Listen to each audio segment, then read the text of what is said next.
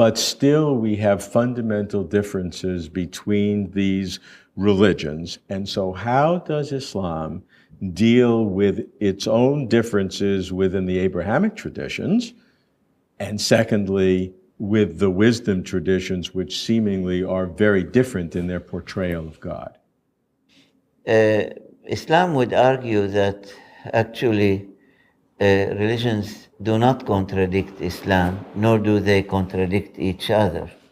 But we do have a case of progressive revelation, if you like, that God reveals His will to every prophet in the language and the idiom and the culture of that particular prophet.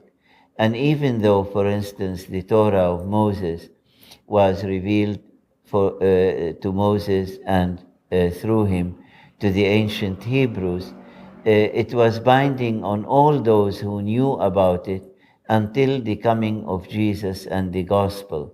And then the gospel and the Torah had to be accepted until the coming of the Quran, and the Quran has to be accepted.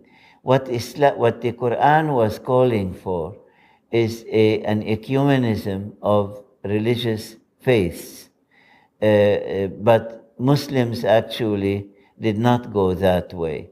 Muslims instead said that where other religions contradict Islam, they have been tampered with, and where they do not contradict Islam, Islam in any case supersedes and abrogates them. I do not subscribe to this view. My view, and I'm not alone, is that no religion abrogates another religion, but that the religions are, in a way, different trees or flowers in a wonderful garden that we can all learn from, but they are meant for faith communities who choose to live by them. This is where interfaith dialogue comes in. What do you do, though, with absolute contradictions among different religions between Hinduism and Islam, with multiple gods versus one God? No, I think that Hinduism is not necessarily multiplicity of gods. God is, in the end, Brahman, that reveals itself through the other deities like Vishnu and Shiva and so on. And Hinduism could be seen as monistic or monotheistic or pantheistic. But these contradictions, again, have been dealt with by Islam, in that Islam regards Hinduism to be some form of idolatry.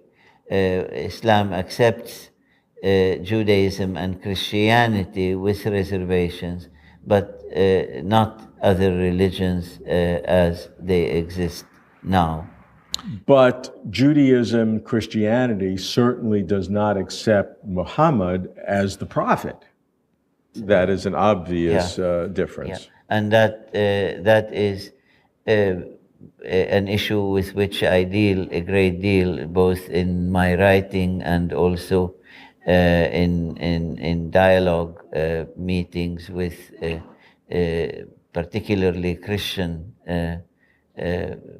priests and ministers and so on. Why can't God speak also Arabic as much as he does speak Hebrew and Greek?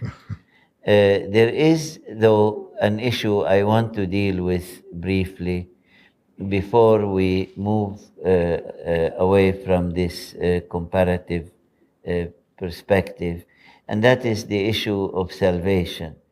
Salvation is the goal of all religious traditions.